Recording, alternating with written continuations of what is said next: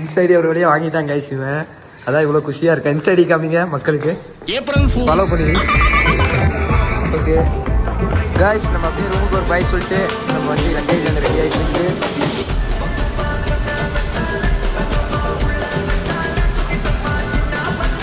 Guys. Okay, இதோட லட்சுமில இருந்து நம்ம கிளம்பியாச்சு.